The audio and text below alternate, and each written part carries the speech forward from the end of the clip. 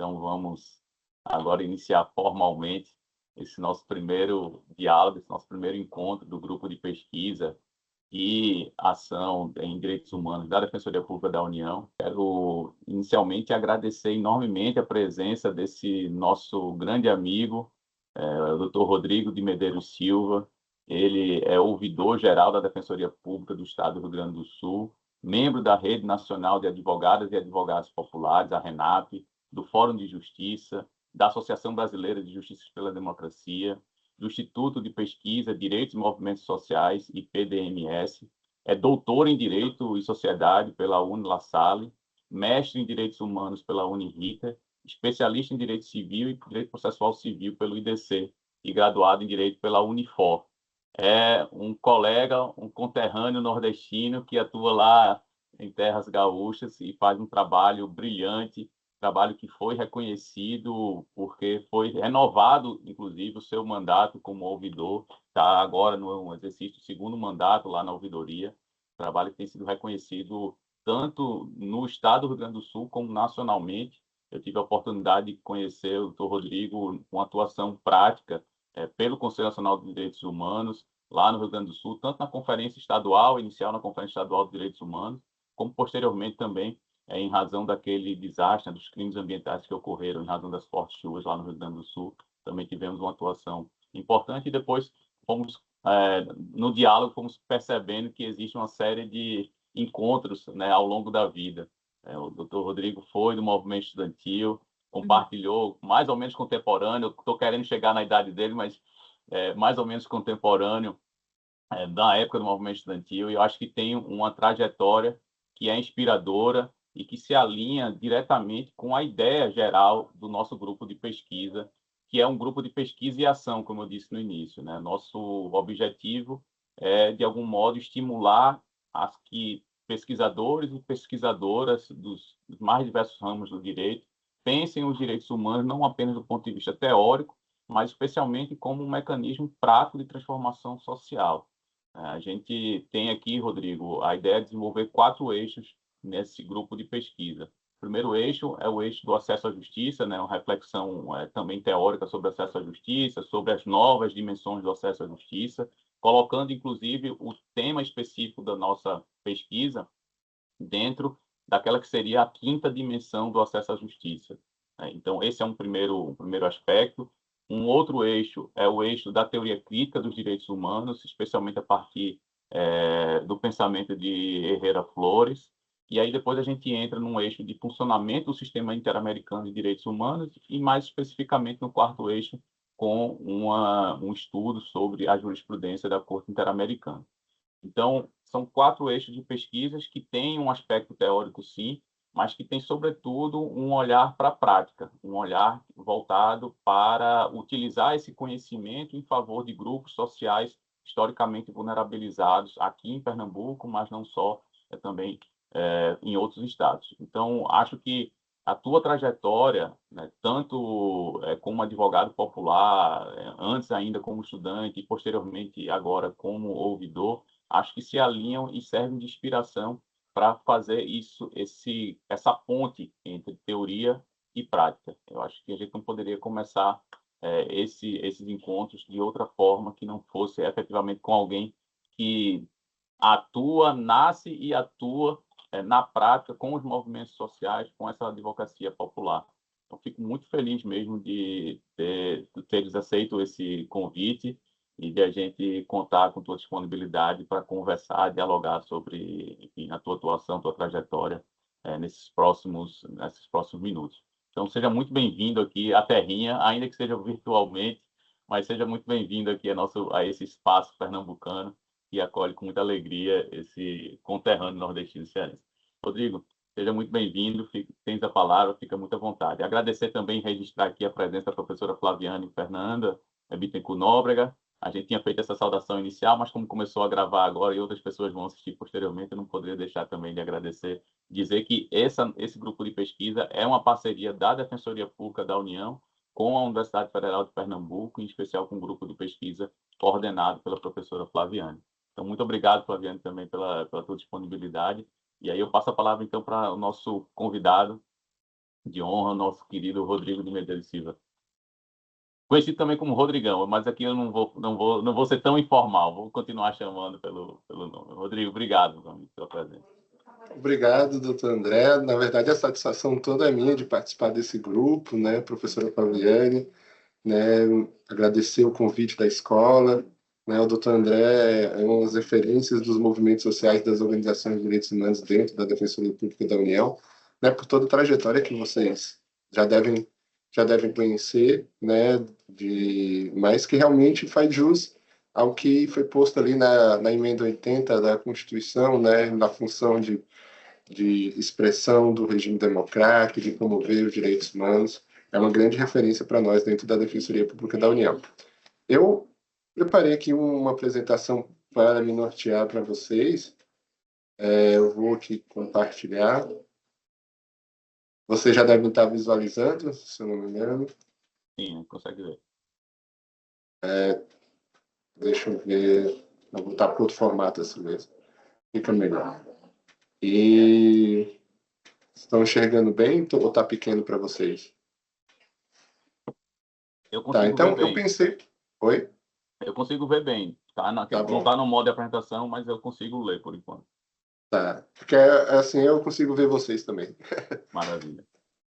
Então, teoria e prática de direitos humanos ligada à ouvidoria. Eu pensei, eu organizei aqui as ideias de partilhar um pouco com vocês a prática aqui da ouvidoria da Defensoria Pública do Rio Grande do Sul, né? Claro que cada ouvidoria tem a Liliane, que é uma grande parceira, ouvidora da Defensoria Pública, né, do Estado de Pernambuco. Aí temos o Gleidson, também um grande parceiro, ouvidor da Defensoria Pública da União, né? Cada pessoa tem de onde vem o seu espaço, sua forma, seu método, mas é essa função de interlocução com a sociedade que nos norteia.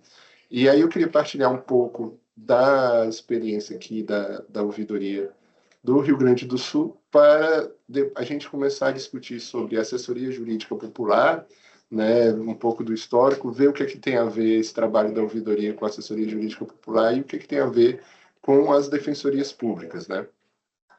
Então, passando aqui para vocês, o que é a ouvidoria da defensoria pública, né? A gente tem dois grandes referenciais, né? A ouvidoria é um órgão auxiliar da Defensoria Pública do Estado. Essa lei estadual reproduz a Lei Orgânica da Defensoria, 80 de 1994, né? Já na modificação de uma lei complementar 132 de 2009, a ouvidoria é o órgão auxiliar da Defensoria para a promoção da qualidade de serviços prestados pela instituição. E também as ouvidorias, aqui em outra legislação mais específicas, devem exercer a função de destaque na garantia do direito a acesso à informação. Então, a gente faz esse acesso à informação de uma forma diferenciada, de uma forma qualificada, já que vem de sujeitos e de atores a partir da sociedade civil organizada, né, com os mesmos propósitos da Defensoria Pública, na defesa dos direitos humanos, na defesa dos direitos sociais. Eu costumo dividir as frentes de atuação das ouvidorias de defensoria em três eixos, assim. A do atendimento, né, que são muitos. Então, esse é um debate que a sociedade civil faz com cada defensoria pública, né, do ponto de vista do que requer de estrutura para atuar, porque, como se diz, ouvidoria geral, uma ouvidoria para todo o Estado, e no caso da Defensoria Pública da União, para toda a federação, né? Então, existe aquele atendimento que é mais comum a gente lembrar das ouvidorias de órgãos públicos, das ouvidorias de empresa, que as pessoas ligam, mandam e-mail, vêm presencialmente com atendimento. Então, isso requer uma equipe para a gente dar vazão a isso. Tem a função ali legal da interlocução com a sociedade civil, né, saber as demandas que ainda não estão chegando, as demandas que querem chegar, os direitos insurgentes, todas essas questões, e tem uma função de aperfeiçoamento da instituição, por estar na ponta, ouvindo fazendo esses diálogos, recebendo digamos assim, essas demandas, essas interlocuções, fazendo todas essas interlocuções, tem uma visão, uma perspectiva para propor, né, a instituição o seu aperfeiçoamento. Tanto que as ouvidorias têm assento no Conselho Superior das Defensorias Públicas, com direito à voz, sem direito a voto, justamente para fazer essas proposições. Né? Com atendimentos, como eu disse, recebe sugestões, recebe pedidos de antecipação de atendimento, né? Contribui com esclarecimentos de informações sobre horários, atende pessoas que encontram dificuldade de comunicação no primeiro atendimento, encaminha dúvidas e questionamentos para os órgãos de atuação, encaminha elogios também, né? Recebe demandas também coletivas de comunidade, de vida, de movimentos sociais, e orienta, né? Dá uma orientação geral. Quando surgem reclamações que são questões mais disciplinares, a gente não é da nossa alçada, a gente encaminha para as corregedorias. Aqui, para vocês terem uma ideia, o número de um ano, né, de setembro, do final de setembro de 2024 a setembro de 2025, né, eu aí pessoalmente fiz 185 agendas, mas aqui a equipe foram 3.412 atendimentos, 534 protocolos novos abertos. Para você ver o esforço que tem em relação a isso. E aqui a parte mais interessante que vai chegar mais assim, ao nosso debate sobre assessoria jurídica popular, né, a questão da interlocução com a sociedade, que a gente tem ali na lei orgânica da Defensoria Pública, das funções da ouvidoria, promover atividade de intercâmbio com a sociedade. Essa, por exemplo, é uma atividade interinstitucional, mas também com a sociedade, dado o grupo de pesquisa, né, e os estudantes, né, contando a universidade também como instituição, mas também os atores da sociedade aqui presentes, contribuir para a disseminação das formas de participação popular no acompanhamento e fiscalização das prestações de serviços realizados pela Defensoria Pública com perspectiva, né, propositiva de controle social. E aí, que atividades temos nessa área? Né? Aqui, aí falando bem especificamente sobre a ouvidoria da Defensoria Pública do Estado do Rio Grande do Sul. A gente tem um projeto chamado Diálogos de Direitos Humanos, que nada mais é do que promover um encontro de defensores e defensoras públicas com determinados setores da sociedade, né? Comunidades que têm demandas, determinados segmentos, LGBTQIA+, mulheres, pessoas com deficiência, idosos, movimento indígena, movimento MST, movimento por moradia, que querem se encontrar com a Defensoria Pública e verificar determinadas demandas. Né? Às vezes a Defensoria Pública já atende, por exemplo, a gente fez um diálogo de direitos humanos aqui na cidade de Rio Grande, a Defensoria Pública já fazia o atendimento à população trans em relação aos medicamentos, mas o movimento LGBT queria uma proximidade maior com os atores, então o seminário que nós organizamos lá na FUG, na Universidade de Rio Grande, serviu para isso, né? E outros são demandas novas, né, que vão surgindo. A gente também criou um fórum socioambientalista que se reuniu presencialmente algumas vezes e também existe por via de um grupo WhatsApp ligado ao núcleo de defesa ambiental da Defensoria Pública, que reúne diversos militantes, pesquisadores, cientistas nessa área ambiental, que se organizaram para dar um suporte ao núcleo de defesa ambiental, trazendo demandas, mostrando, partilhando trabalhos técnicos, científicos, para dar um suporte nessa atuação. Educação escolar, faltou um indígena aqui como direito. Esse projeto é feito em parceria com o NUDIE, com o Núcleo de Defesa da Igualdade Étnico-Racial aqui da Defensoria Pública. A gente busca visitar as escolas indígenas, né, de imaginar que se as escolas públicas têm problemas, têm precarização, as escolas indígenas, né, pela, digamos assim, hipervulnerabilidade, pela interseccionalidade, né, tem uma precarização ainda maior na sua média. Então, a gente busca visitar essas escolas, verificar quais são as demandas.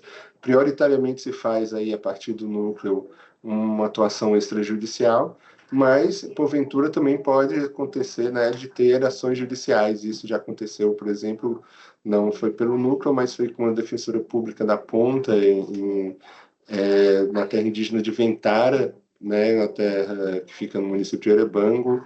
A Defensora Pública Bia, ela entrou com uma ação e conseguiu eliminar para a retomada da obra da escola indígena que estava há anos parada. Né? Nós temos um outro projeto que é o Centro de Formação de Educação Quilombola, também em parceria com o NUDIE da DPRS, que é uma articulação com o MEC, o Ministério da Educação, e a URGS. Né? O MEC faz esse projeto com várias universidades federais, institutos federais. Até fica a sugestão para a professora Flaviane, né, ver com quem trabalha nessa questão quilombola. Eu sei que Pernambuco já tem também, eu acho que em algum instituto federal, também em universidade federal também, mas isso não impede que outras universidades federais tenham. E é um projeto que aqui é o único que tem defensoria pública no país, é aqui da Defensoria Pública do Rio Grande do Sul, e que trabalha nessa perspectiva de educação em direitos, em formação, em contribuir e assessorar as comunidades a preparar os seus materiais, e também nessa interlocução com as redes municipais e estadual de educação para a educação quilombola, nas redes de ensino municipais e estaduais, para ajudar a mostrar quais são as diretrizes da educação escolar quilombola, que precisam ser observadas, como a construção do projeto pedagógico, etc. Também constituímos um fórum permanente para a efetivação dos direitos indígenas, onde organizações indígenas, organizações indigenistas, como o CIMI, por exemplo, indígenas como a Comissão Guarani Virupá, daqui, a Pinsul, participam, e que a gente senta, por exemplo, também com a ouvidoria da mulher e das pessoas em situação de vulnerabilidade do Tribunal de Justiça e outras ouvidorias, no sentido de ouvir as demandas. A partir das reuniões desse fórum permanente foi que surgiu a necessidade de a gente fazer o projeto Educação Escolar Indígena como Direito, né? E também vem demandas sobre a questão dos indígenas encarcerados, que infelizmente o Estado do Rio Grande do Sul é destaque, né, nesse sentido. Nós também constituímos com outras parcerias o Fórum do Povo de Terreiro, que todo mundo sabe, né, o problema do racismo religioso e outras dificuldades, que a gente tem parcerias com outras institucionalidades também e com o movimento do povo de terreiro para trazer essas demandas, né, para a Defensoria Pública. A gente também contribui com a mobilização para a atuação da Defensoria Pública, né, como, por exemplo, quando o Tribunal de Contas veio procurar para um projeto de acompanhar as obras das escolas estaduais e municipais, né, a gente ajudou numa audiência pública, numa mobilização, para o TCU mostrar como se fazia esse monitoramento, junto aos movimentos sociais e militâncias nessa área da educação, e também em diversas questões. Aqui o Rio Grande do Sul, infelizmente, ali um pouco antes das enchentes, se destacou por a falta, digamos assim, a negligência, né, criminosa em relação à população de rua, com esse caso das chamadas pousadas garoa, e que teve um episódio que teve um incêndio que faleceram 10 ou 11, se eu não me engano, e que precisam fazer uma mobilização junto à Defensoria Pública para atender, porque tem uma dificuldade de encontrar a população de rua, né, natural, e a gente fez esse momento aqui na Defensoria Pública também para isso. E aí o que temos, né, de resultado? A gente contribuir com essas interlocuções para algumas atuações concretas da Defensoria Pública, né? Recomendações, por exemplo, de necessidade de consulta, né, livre, prévia, informada. A comunidade indígena, por exemplo, que está ameaçada por um projeto de aterro sanitário ao seu lado. Uma recomendação conjunta de aí conselhos do núcleo da mulher, o núcleo de defesa da saúde da Defensoria Pública daqui, mais o Conselho Estadual de Direitos Humanos, Conselho da Mulher, Conselho de Saúde, sobre a necessidade de ampliação dos locais de aborto legal no Rio Grande do Sul, né? E aqui no Encontro Nacional de Ouvidoria de Defensorias Públicas, que a gente discutiu o papel das defensorias públicas no contexto de crise climática e que participou a Defensora Nacional de Direitos Humanos, a Carolina Castelhano, né, a defensora pública da Federal, a gente fez uma visita a uma comunidade indígena em Ingatu, aqui no município vizinho, que estava precarizada de diversos acessos, era uma retomada, né, de assistência social, de educação, e saiu ali também uma recomendação conjunta da Defensoria Pública Estadual, da Defensoria Pública da União, sobre o assunto. Né, também, como disse, assim, aquela ação, né, que eu disse, amigos, com outras, né, de custos vulneráveis em relação às escolas, em relação também a uma localidade, uma comunidade de povo terreiro que sofreu com desmoronamento nesse contexto de crise climática, também teve uma decisão judicial, né, e por aí vai. Então, e aí vem um aperfeiçoamento institucional, né, que propor aos órgãos da administração superior, elaborar e divulgar relatório semestral, se entrarem na página da ouvidoria, dentro da página da Defensoria Pública, vão estar lá todos os relatórios, né, isso é um trabalho que começou principalmente com a nossa companheira e amiga Marina Dermo, que é ouvidora anterior, né, que trabalhou junto com o Dr. André no Conselho Nacional de Direitos Humanos, né, a questão da participação no Conselho Superior, o contato permanente com todos os órgãos da Defensoria, né, e a realização de pesquisas periódicas também nesse sentido. A gente também organiza vários seminários e publicações, né, a gente tem esse curso que está disponível em parceria com a URGS, com o Centro, né, de Educação e Formação da Defensoria Pública do Rio Grande do Sul, a Escola Superior da Defensoria Pública do Rio Grande do Sul, e que o CONDEG também abraçou sobre justiça climática e justiça ambiental. Fizemos 2 seminários sobre participação social como instrumento de efetivação da democracia nas instituições do sistema de justiça, um na Assembleia Legislativa, outro na Universidade Federal aqui da URGS. O seminário também a gente atua também em outras questões que somos chamados nesse sentido. E de publicações, assim, falando a nossa gestão, a gente fez seminário, e desse seminário fizemos um livro sobre a questão do direito indígena no Brasil face ao mundo. Do seminário também nós fizemos Territórios em desse aqui foi sobre um material que nós organizamos com diversos setores, diversos movimentos sociais, diversas áreas, perspectivas, por exemplo, de mulheres, população de rua, LGBT, e outros, mas tratando da justiça climática e também daquele caso ali do aterro, nós fizemos esse livro. Temos também um livro sobre o primeiro seminário de participação social e um guia de letramento étnico-racial, também uma parceria enorme com o Conselho de Serviço Social, o Conselho de Psicologia, os movimentos sociais, o Movimento Negro, o Movimento Indígena, também participou de texto dessa publicação. E aí a gente faz relações institucionais. Aqui no Rio Grande do Sul tem um chamado Rio Grande Te Escuta, que é uma reunião das ouvidorias, né? Disso surgiu essa parceria muito forte com a ouvidoria da mulher, das pessoas LGBT, venais e pessoas em situação de vulnerabilidade do TJ, da Comissão de Cidadania e Direitos Humanos da AEL, com parlamentares. Aí vale um destaque, a gente entende que as defensorias públicas, quanto instituição, têm que ter uma relação institucional para além de colorações ideológicas, né? Porque tem esse papel, mas a gente da ouvidoria, como tem uma perspectiva híbrida, vindo da sociedade que defende os direitos humanos e que está nessas lutas sociais por direitos, muitas vezes, né, contra o status quo, mas para garantir uma inclusão, enfim, da desigualdade social maior, tem determinados parlamentares que abraçam essas pautas ou são frutos desses movimentos sociais que, naturalmente, a gente tem mais relação. As universidades e os conselhos de direitos, né, de direitos humanos, de saúde, da mulher, do povo terreiro, indígena, o Ministério Público Federal, principalmente o PFDC, a Defensoria Pública da União, a Fiocruz, a gente tem uma relação muito com o mapa de conflitos, né, envolvendo justiça ambiental e saúde no Brasil. Eu acho que eu pulei aqui um pouco. Tá, é isso.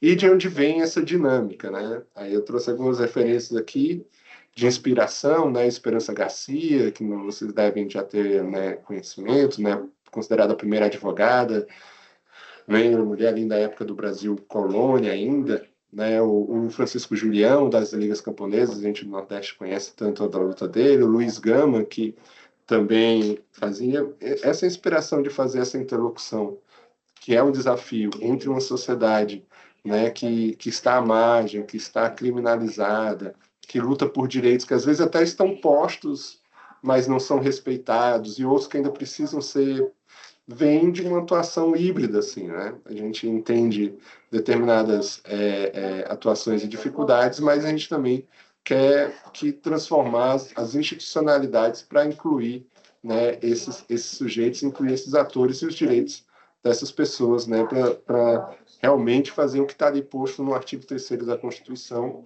né, que é combater as desigualdades, combater as discriminações, combater os preconceitos, né, construir uma sociedade justa e solidária. E aqui eu trago uma fala do Francisco Julião, para falar dessa questão um pouco dessa inspiração da assessoria jurídica popular, de que a gente não é, digamos assim, o sujeito, né, ou a sujeita desse processo, mas é um sujeito híbrido, assim, porque é instrumento, né? Ele dizendo que não fundou as ligas camponesas, ele atendeu a uma demanda existente dos camponeses. Então, mais ou menos, é esse nosso papel das ouvidorias e da assessoria jurídica popular, né?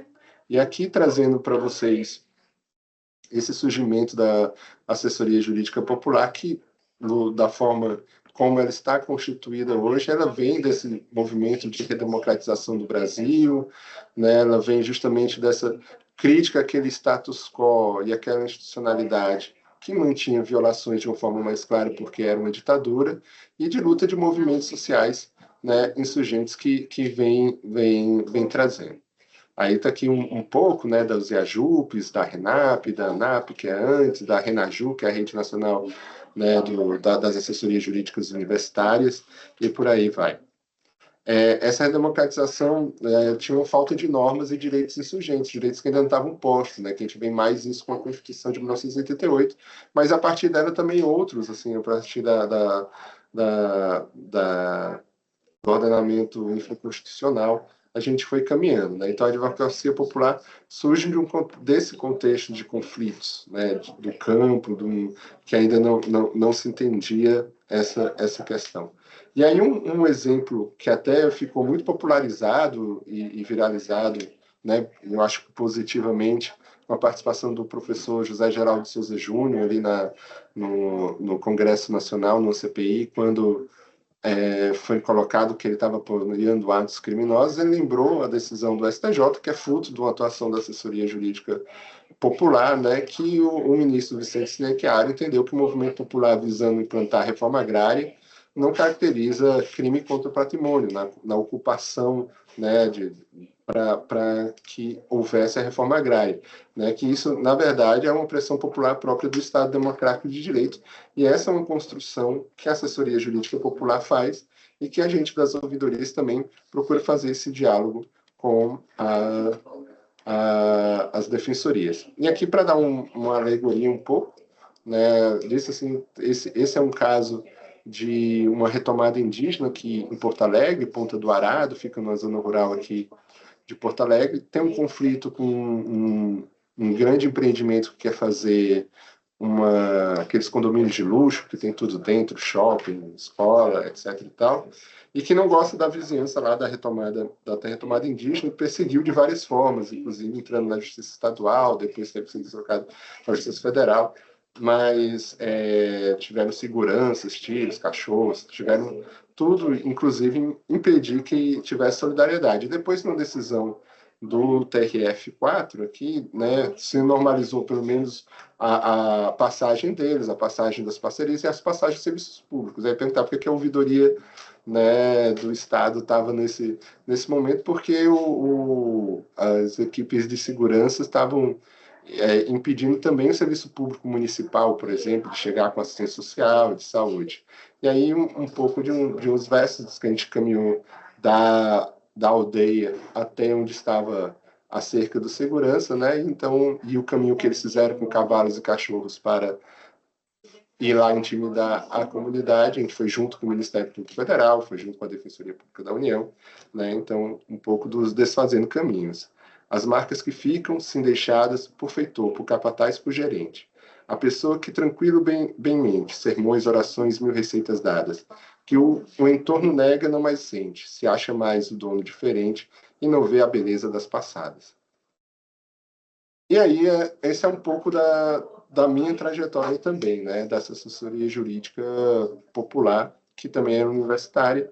Aqui algumas referências, né? Eu fui da RENAP, né, no Ceará, né, quando eu iniciei, moro aqui há quase 11 anos, né, em janeiro faço 11 anos, aqui é a RENAP do Rio Grande do Sul. Eu fui do SAJU da Unifor, da Universidade de Fortaleza, fundei ali no início de 2000, mas quando eu cheguei aqui em 2015, eu participei do SAJU da URGS também, e aqui a ouvidoria trabalha muito em parceria também com o SAJU da URGS. Né? Esse histórico e essa formação passa por um movimento estudantil, né? Passa por desde das AJUPs, das assessorias jurídicas universitárias, mais um movimento estudantil clássico, digamos assim, dos centros acadêmicos, dos DCEs e da FENED, né, para quem conhece, Federação Nacional de Estudantes de Direito, e, e vem desse histórico da RENAP, da Rede Nacional de Advogados Populares, que iniciou em 1995. Aqui alguns nomes das referências recentes dessa formação, né, alguns nomes aqui são bem conhecidos: Elizabeth Manilha, Plínio de Arruda Sampaio, Luiz Eduardo Grihal, Domingos Dutra, Marcelo Goulart, Antônio Júlia de Porto Rosa, Sérgio Sérgio Cunha, Paulo Torres, Jacques Távora do Fonseca, aqui do Rio Grande do Sul, hoje o ministro do STF, Luiz Edson Fachin, Miguel Presburgo, Darcy Frigo, que também foi do Conselho Nacional de Direitos Humanos, e Juscelino Strozak, né, do setor de Direitos Humanos do MST. E aqui o professor Volkmer, né, também aqui do Rio Grande do Sul, traz aqui uma relação de várias AJUPs, né, pelo Brasil inteiro, né, desse início dessa construção da assessoria jurídica popular a partir da redemocratização. E aqui da nossa companheira Flávia Carleta, também pesquisadora e também da RENAP, ela traz aqui uma fala da RENAP, que começou desses movimentos urbanos e rurais, né, por luta de moradia, luta por terra, mas que foi se ampliando para questões indígenas, quebradeiras de coco, quilombolas, comunicação, sindicatos atingidos por barragens, né? Então, movimento de mulheres, naturalmente, assim, porque infelizmente somos poucos e poucas, a gente naturalmente vai trabalhando para diversas áreas. E aqui, para marcar um pouquinho da questão indígena, uma visita que a gente fez naquele projeto Educação Escolar Indígena com Direito, uma retomada aqui numa área que tem um prédio histórico, um casarão histórico, que a prefeitura de Cachoeirinha quer tombar, mas que, ao mesmo tempo, quer fazer um loteamento nessa área e quer passar a estrada nessa área, o que a retomada, digamos, impede.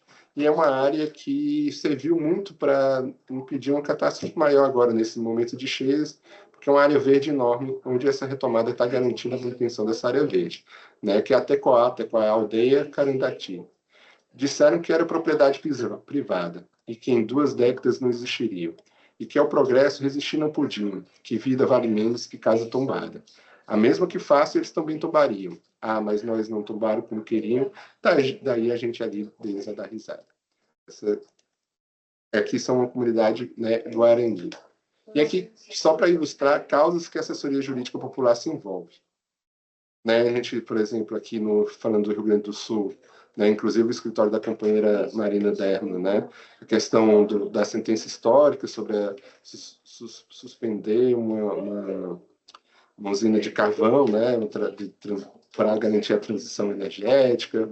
A gente trabalha também na luta urbana, aqui em a comunidade de Sarandi, né, que também pelas enchentes, pelo dia que estava lá na ponta, a gente tem uma atuação aqui muito de outro companheiro, que é o articulador da RENAP do escritório dele, do Hernani. Na questão contra o feminicídio, né, que também a companheira Marina, a companheira Alice, né, tem uma atuação forte. Nas causas LGBTQIA+, aqui, inclusive o PFDC aqui assina as petições iniciais junto com as organizações da sociedade civil, com as organizações de direitos humanos.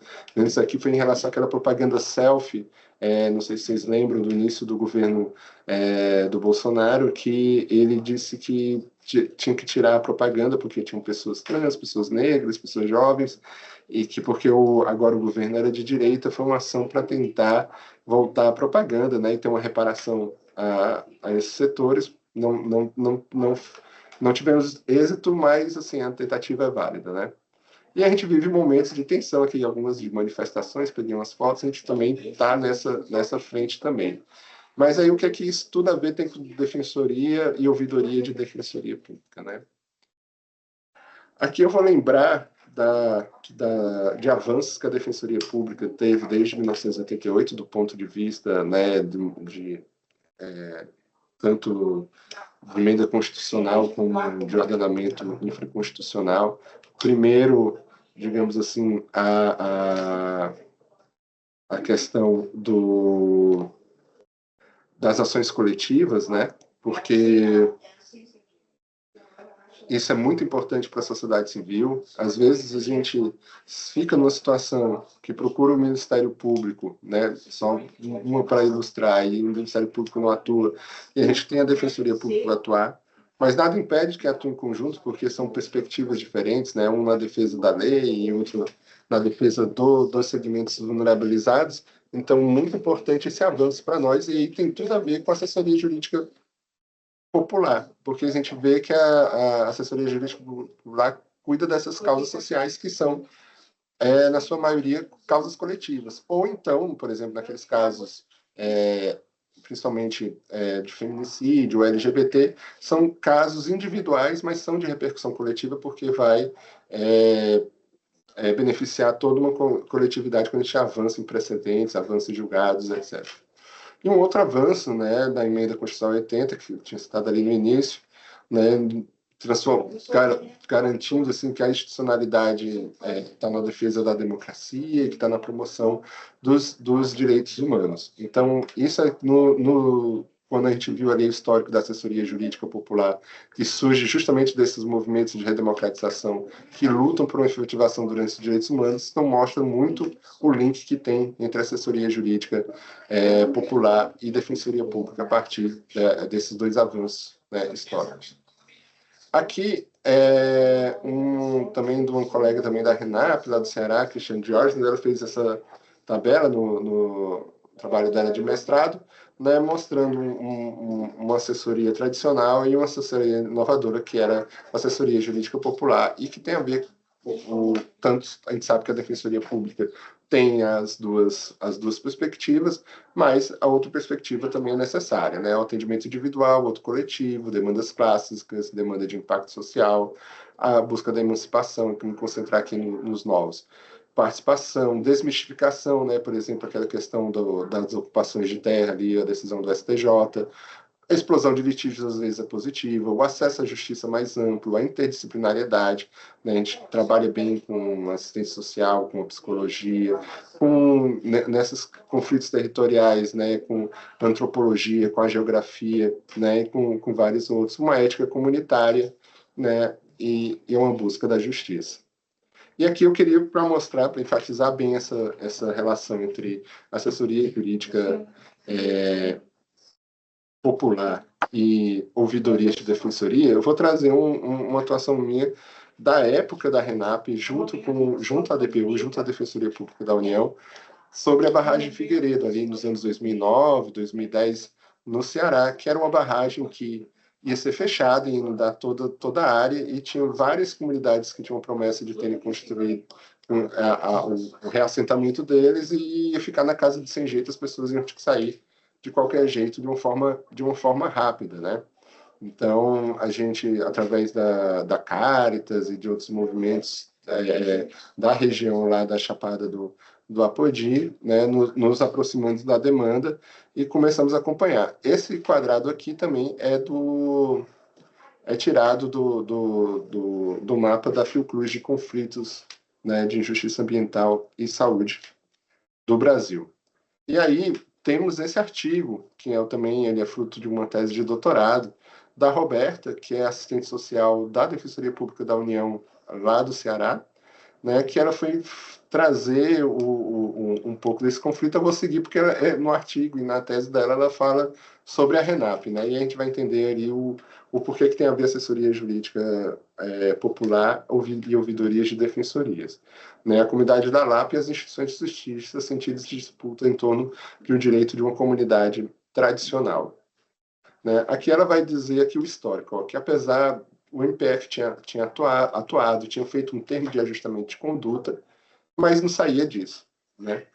Então, a gente já acompanhava lá diversos outros conflitos, né, na região territoriais, daí vem a legitimidade também do movimento ter nos procurado, né, para tentar ter uma solução, né, desde greve de trabalhadores a outras questões como o do agrotóxico, e a gente foi terminar acompanhando também essa questão da barragem. Né, a Caritas Diocesana de Limoeiro, como eu disse, foi nos trazer, nos procurou, e a gente viu que, na verdade, o termo de ajustamento de conduta do Ministério Público Federal não estava sendo cumprido, o TAC. E a gente tem aí fazer uma crítica, né, construtiva, que às vezes as pessoas dizem assim, não, vai ser um retrabalho porque tem outra instituição trabalhando, né? Mas se a outra instituição não cumprir o seu dever, na verdade vai ser um redescaso, não um retrabalho.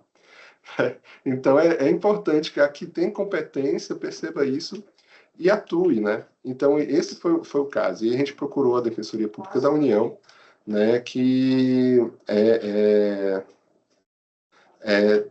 tem uma dificuldade estrutural, e a gente faz essa defesa da ampliação da estrutura da Defensoria Pública da União. Por exemplo, ela não tinha uma unidade nessa região, então a gente também vai destacar aqui o defensor público-chefe, na época, que teve a sensibilidade de abrir para essa possibilidade de atuação, que foi o Dr. Carlos Paes, e aí ele verificou se alguém da DPU queria atender fora da sua unidade de atuação, e aí eu destaco o trabalho também brilhante e da doutora Gislaine, que atuou nesse caso, e de duas estagiárias que nos acompanharam nesse caso, que participam da RENAP.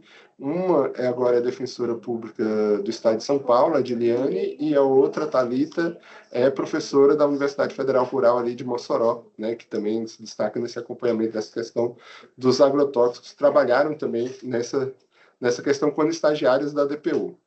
Né? E aí a gente teve essa sensibilidade, teve essa atuação, teve uma decisão favorável às comunidades, né? E a gente terminou sendo judicializado, e foi uma judicialização positiva, né? E aí a gente viu uma outra questão. Tinha uma comunidade tradicional lá da Lapa, com todas as suas peculiaridades, e que, digamos assim, o dano ao patrimônio não podia ser visto igual das outras comunidades, né? Tinha que ter uma visão diferenciada para fazer aquela reparação e aquele reassentamento. E a gente, junto com a universidade lá de Limoeiro, nós fomos com o professor João Rameres, que é historiador. Ele fez todo um laudo sobre a importância do patrimônio histórico-cultural da Lapa, e a gente levou isso para a Defensoria Pública, né? E a doutora Gislaine ampliou na ação judicial o leque, né, de olhar sobre aquela questão. Então, a gente vê que essa função, na verdade, da assessoria jurídica popular, a gente não entrou diretamente com uma ação judicial, foi uma ação típica de ouvidoria de defensoria pública. A gente estava lá junto com o movimento social, a gente buscou fazer uma interlocução com a institucionalidade, percebendo as dificuldades estruturais, entendendo e compreendendo, mas também a gente teve uma sensibilidade dessa institucionalidade de se abrir e verificar como melhor atender a demanda, e isso foi o que aconteceu nesse caso concreto, né? Então, foi uma ação típica da assessoria jurídica popular, que é uma ação típica de ouvidoria, assim, de defensoria pública, e que a gente traz para a nossa prática, por exemplo, aqui da ouvidoria da Defensoria Pública do Rio Grande do Sul. E aí, para encerrar, isso que eu queria deixar aqui de mensagem, né? A assessoria jurídica popular tem lado, como a defensoria pública também tem lado. E é isso que a gente precisa verificar, que nós estamos do mesmo lado dessa mesma luta, né? E aí, por isso, nós e eles. O nós e eles estragou com o país. Diz isso quem quer apenas apaziguar. Senão, esta briga nunca vai terminar. A democracia vai ficar por um triz, o bom senso, regra que deverá reinar. O diálogo assim pode prosperar. Intolerância mal se corta na raiz. O Brasil assim se manterá sua coesão, sendo seu outros colaboradores, também sendo membros outros servidores. Democracia racial, realidade então. Sim, dos nossos narizes seremos senhores, sem radicalismo, só empreendedores, o fim do mimimi da uberização. Então a gente tem que entender que a gente tem lado, a gente não está do lado, né, dos que querem essa pacificação que mantém uma violação e uma desigualdade por direitos, né? Era isso que eu queria trazer para vocês de mensagem e agradecer mais uma vez a oportunidade de partilhar essas experiências com vocês e espero que tenha trazido provocações para que sejam linkadas, né, e a gente perceber, né, a importância de uma prática de assessoria jurídica popular, tanto nas ouvidorias de defensorias públicas, como pelos próprios órgãos de atuação das defensorias públicas, né? Então, era esse a intenção. Acho que tem, né? Obrigado. Então, agora eu fico Obrigado, à disposição Rodrigo. do debate. Valeu. Consegue me ouvir? Porque às vezes no microfone, quando eu fecho e abro novamente, ele não funciona. Mas parabéns, muito obrigado por essa verdadeira aula. Eu esqueci na qualificação do Rodrigo, e aí eu já vou tirar agora a formalidade, agora a gente vai para uma conversa mesmo. Eu esqueci na qualificação do Rodrigo de dizer que ele joga capoeira e é poeta. Vocês viram aí, ele apresentou aí 3 poesias, ainda tem uma outra que eu descobri também, eu descobri posteriormente, foi publicada na revista Insurgências, e eu tá separado aqui, depois eu mando para ele, para o próprio autor, a gente ter aqui mais uma oportunidade dele ler uma de suas poesias. Então, Rodrigo, muito obrigado pela sua intervenção. Foram diversos pontos que eu acho que geram uma provocação para a reflexão. Enfim, é uma aula efetivamente de litigância estratégica. Eu acho que sua atuação na ouvidoria e a atuação também na Renap, eu acho que são um exemplo muito prático de como fazer litigância estratégica, e você aí abordou diversos aspectos. Na, na minha tese de doutorado, quando questionava, né, o que estava sendo feito aqui no Brasil em relação a para enfrentar o encarceramento em massa, eu fui buscar justamente na sociedade civil essa tecnologia da litigância estratégica, né, de não só mobilizar, de mobilizar sim o direito. Você mencionou ali uma das ações que foram ajuizadas, eu acho que aquele caso da propaganda do selfie no governo Bolsonaro, em que houve o ajuizamento da ação, a ação não foi bem sucedida do ponto de vista estritamente jurídico, mas ela teve um aspecto simbólico muito importante, que foi marcar a posição, foi a necessidade de, só pelo fato de ter sido ajuizada a ação em conjunto, que me parece com o Ministério Público, ter gerado certamente uma repercussão e uma discussão sobre o tema. Então, essas formas de mobilização do direito, que passam pelo sistema de justiça, né, pela mobilização do sistema de justiça nacional e eventualmente internacional, mas que não se limitam a isso. E aí você trouxe diversos exemplos, né, de atuação, por exemplo, em comunidades indígenas, em comunidades quilombolas, no estabelecimento de pontes entre a sociedade civil e a defensoria pública e o sistema de justiça. Você mencionou também um aspecto muito importante também que me chamou a atenção quando eu estava fazendo a pesquisa para o doutorado, em relação à utilização do poder legislativo, né? Nós, no direito, desde a ideia de que nós somos neutros, né? Nós precisamos ser neutros, não podemos ter posição ideológica, não podemos misturar o direito com a política.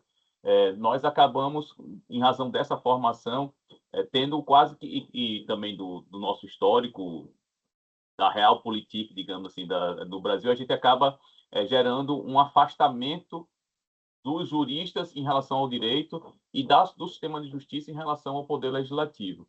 E o poder legislativo é também um campo de atuação, é também um espaço para mobilizar tecnicamente, e é possível mobilizar tecnicamente o direito para interferir no legislativo. E aí você mencionou um aspecto que eu achei muito interessante dessa atuação da ouvidoria com os parlamentares.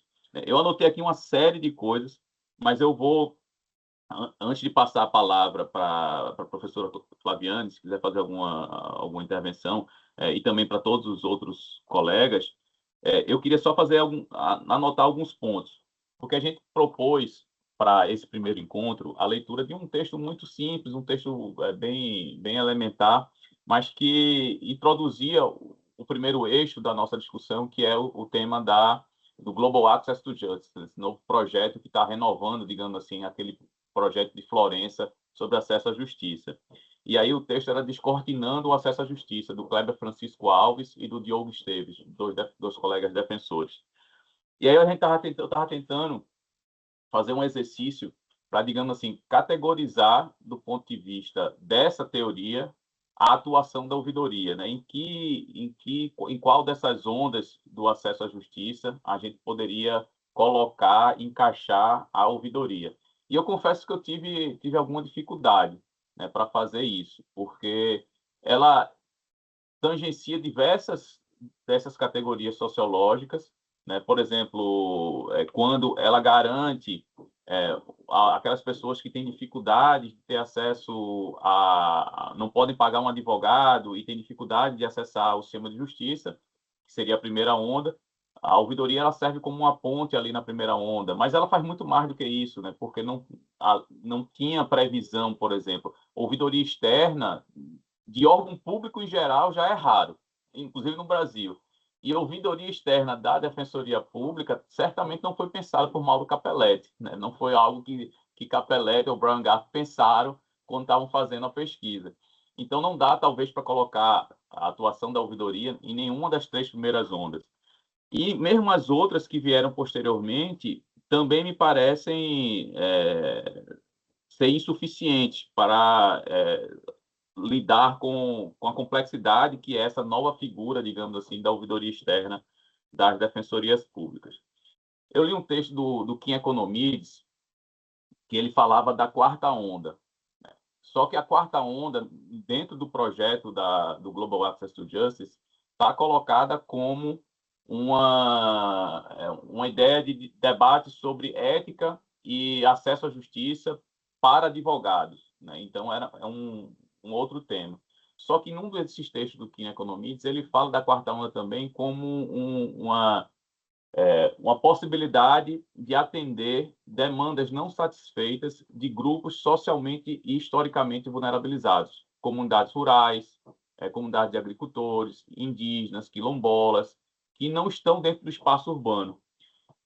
E aí, talvez eu acho que esse aí seria o espaço, né? Esse aí talvez fosse uma das atuações da ouvidoria, particularmente da tua atuação, que mais chama a atenção, é justamente essa proatividade em buscar as comunidades e os grupos sociais vulnerabilizados. Eu acho que essa proatividade ela é um diferencial. E aí, enfim, não podendo encaixar em nenhuma dos itens ali dessas novas dimensões, eu pensei que talvez no item 8, que trata das necessidades legais não atendidas, talvez e traz uma abordagem mais sociológica, talvez ali no item 8 fosse um espaço interessante para colocar, digamos assim, essa atuação da ouvidoria.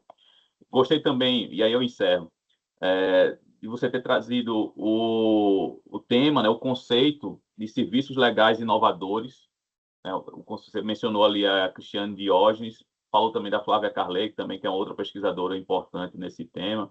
E esse conceito de serviços legais inovadores ela é, de fato, muito interessante, né? Porque é uma categoria sociológica desenvolvida pela sociologia jurídica, especialmente do Brasil e da América Latina. E aí eu cito, por exemplo, Eliane Junqueira e Celso Campilongo, né, que foram duas pessoas que desenvolveram bem esse conceito de serviços legais inovadores e que fica como recomendação para os estudantes que queiram aprofundar no tema, pesquisar esses três autores, né, a Cristiane Diógenes, citada pelo Rodrigo, a Eliane Junqueira e o Celso Campilongo, com esse tema dos serviços legais inovadores. Então, meu amigo, foi de fato assim, trouxe muita coisa, muito debate bom. Quando, na volta, depois de uma rodada, talvez, de debate aqui, de perguntas, Eu queria só que, se você pudesse, abordasse também, eu vi em uma das publicações, por sinal, sigam, né, o Rodrigo, né, o Instagram dele é sempre muito interessante, então fica uma recomendação para segui-lo. Essas poesias, algumas delas estão por lá, então fica aí uma sugestão. Mas eu queria que você abordasse a atuação com a Comissão Interamericana de Direitos Humanos, né? Você mencionou ali, acho que no último relatório da ouvidoria, você mencionou uma atuação com a Comissão Interamericana que eu queria que, se possível, você abordasse depois. Então, mais uma vez, muito obrigado, parabéns pela exposição. E aí eu passaria, vamos fazer assim, a gente faz uma rodada de perguntas e depois devolvo para ti a palavra para a gente caminhar aí para o encerramento.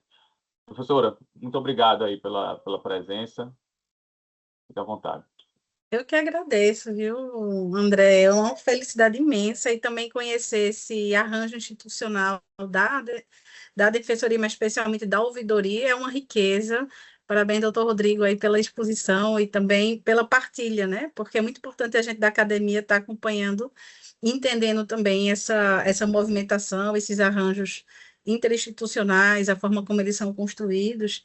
E a minha percepção, né, nesse primeiro momento é que é um desenho muito único, muito original, esse formato de ouvidoria. A própria defensoria, né, ela tem um desenho muito genuíno no modelo brasileiro, e o papel da ouvidoria, ela ganha um significado muito grande. Eu fiquei aqui refletindo, André, quando você estava falando, se não se enquadraria como uma dimensão de comunidade prática, né? A gente tem essa expressão construída por um professor da Colômbia, né, o René Ureña, e ele trabalha muito nessa interlocução com o sistema interamericano, com o Max Planck, e ele recupera muito essa dimensão de comunidade prática, que é um conceito mais aberto para incluir tanto a mobilização da sociedade civil, como, por exemplo, a RENAP, né, essa Rede Nacional de Advogados Populares, como enquadraria também a ouvidoria, porque se entra muito naquele papel tradicional, quem mobiliza a ação judicial, se a comunidade prática é só o Ministério Público, Defensoria,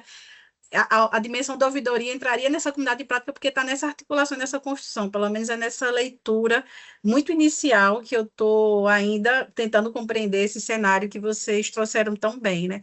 Então, talvez fosse uma leitura interessante esse texto do René Urenha, já que a ideia como... eu vou chamar também professor, viu? André Carnelian, porque é professor também, trouxe muitas leituras interessantes e a ideia também que haja uma produção final, né? Uma construção... de uma produção escrita, seria interessante trazer esse conceito de comunidade prática do René Urenha. Então, ele tem esses trabalhos escritos em inglês, em espanhol, em português. Eu até recuperei isso porque a gente faz muito essa interlocução de comunidade prática com as práticas de extensão universitária, que é a pesquisação, né? A interdisciplinariedade, tudo que você traz muito bem. Eu estou aqui na dimensão da informalidade, sabe? Mas esses serviços legais inovadores, né? A gente trabalha muito essa dimensão da inovação por meio da pesquisação e da extensão universitária. E esse modelo inovador está totalmente alinhado com o que a gente tem da curricularização da extensão nas universidades, né? Que é trabalhar impacto social, emancipação e não assistencialismo, né?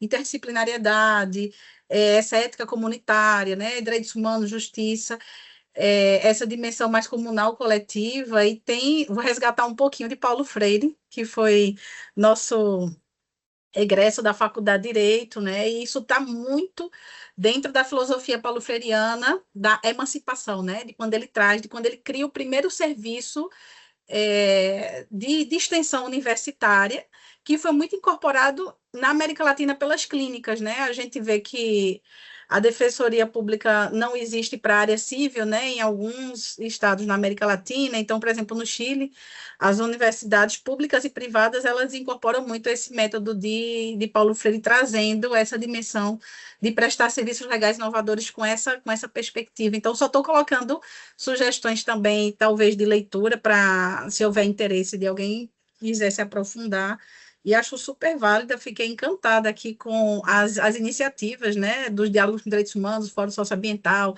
educação escolar, as visitas, né, às escolas indígenas, né, a gente fez, ano passado, a nossa atuação do Programa de Extensão Clínica de Direitos Humanos, a gente organizou um trabalho de imersão nas escolas indígenas também, e a gente percebe como eles precisam muito dessa escuta, né, de serem recebidos também e participarem desse diálogo. E eu fiquei fascinada com essa iniciativa de vocês, né, da ouvidoria, de terem essa interlocução, de buscarem essas demandas, né, a formação quilombola, né, educação quilombola aqui na Federal de Pernambuco tem um programa do MEC e foi oficialmente formalizado pelo nosso reitor, que a gente temos o privilégio de termos um reitor engajado com a área da educação e direitos humanos, né, então o atual reitor nosso, Alfredo, ele está muito interessado em fortalecer a educação indígena e quilombola, né? Então, se a gente quiser uma imersão forte, ele está bem aberto para essas parcerias e contribuições. A gente tem a licenciatura intercultural indígena também,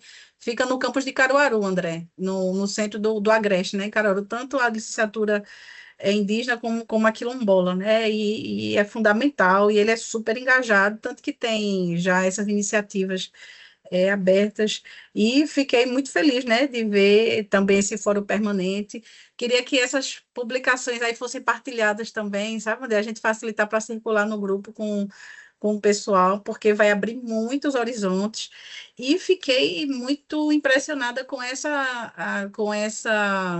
artigo que traz esse recorte dessa experiência ali com o Denox, né? Acho que foi no Ceará que você traz essa essa mobilização, né? A RENAP vai buscar a defensoria, uma resistência, foi o que eu entendi, né? Tem uma resistência inicial do defensor que estava no caso, e aí eu queria entender, aí a ouvidoria foi mobilizada, e a ouvidoria conseguiu trazer uma aproximação maior para que essa demanda fosse, de fato, atendida e chegasse nessa iniciativa.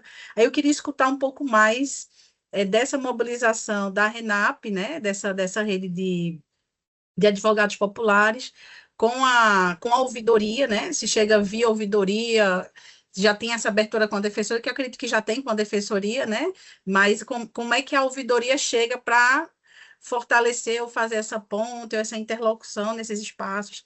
Gostei muito da referência a Francisco Julião, né? Aliás, a gente tem uma atividade de extensão, aqui eu também participo dessa do Francisco Julião, que é super importante. Acho que é muito bonito poder resgatar, né? Até para as novas gerações conhecerem e se envolverem mais dentro dessas construções. Mas queria muito mais entender essa interlocução de vocês dentro dessa experiência com os movimentos sociais, né? Sociedade civil e a rede, né? De advogados populares, como é que está hoje esse fortalecimento ou não, porque a gente sabe que tem ciclos, né? Momentos em que a rede tem mais pessoal trabalhando, mais engajado, e momentos que está mais fragilizado, não tem tanta gente, e aí como é que existe essa interlocução, essa percepção e a proatividade, né? Pelo que eu senti aqui que foi trazido, existem algumas iniciativas de muita proatividade, que é muito interessante, e necessário, né? Então, até para trabalhos que possam ter uma interlocução numa experiência também comparada, né, com outras realidades, vale muito a pena destacar essa singularidade, né? Esse arranjo institucional que é muito próprio desse contexto brasileiro, e essas boas práticas, né? Essas iniciativas aí que vocês trouxeram muito bem, e fiquei muito encantada, parabéns pela iniciativa. Fiquei muito entusiasmada com essas iniciativas relacionadas a retomadas indígenas, né, porque a gente acompanha muito aqui também em Pernambuco. Temos os indígenas em contexto urbano, né, ali em Garaçu, Sul. Nós acompanhamos algumas áreas de retomada do povo Pancararu, né, que lá em Angico, que está se aproximando para tentar ter acesso ao Rio São Francisco, que está relacionado à espiritualidade, o Opará, né, o Rio São Francisco, que faz parte da vida e do projeto de vida do povo Pancararu. Então, essas retomadas são muito sensíveis, né, e é muito importante a presença da defensoria aí nesses espaços, e eu queria entender mais como é que a ouvidoria chega, né? Essas temáticas da retomada chegam chega via ouvidoria, como é que quem mobiliza? Se é o movimento social, se são os indígenas, se é a rede de advogados populares, se é alguma universidade, porque eu vi que tem vários atores aí nessa interlocução, mas queria entender com vocês, na experiência do Rio Grande do Sul, quem é que mobiliza mais essas demandas, né? Que eu vi que tem uma quantitativa de demandas, mas algumas são iniciativas que você já tem, né? De estar indo lá nessa interlocução, conhecendo. É só para poder entender melhor o contexto e a gente poder ter uma percepção melhor da realidade, entender as diferenças, né? Norte, Nordeste, Sul do Brasil e no mais, parabéns. Queria entender também a experiência que vocês tiveram com a Comissão Interamericana e parabenizar mais uma vez pelo trabalho e agradecer pela partilha, né? Dessa experiência que é tão importante, que a gente também tenha uma difusão e uma reflexão acadêmica e a gente possa pensar, né, em construções e, e iniciativas coletivas. Parabéns. Obrigada. Obrigado, professora Flaviane. Eu pergunto se mais alguém tem alguma pergunta, algum questionamento para fazer, e aí a gente passaria a palavra para o Rodrigo. Podem fazer, se quiserem, podem fazer pelo chat também. Eu sei que todas as vezes, né, os alunos ficam um pouco sem querer falar no microfone. Se quiserem fazer pelo chat, pode fazer. O Itamar levantou a mão. Por favor, Itamar.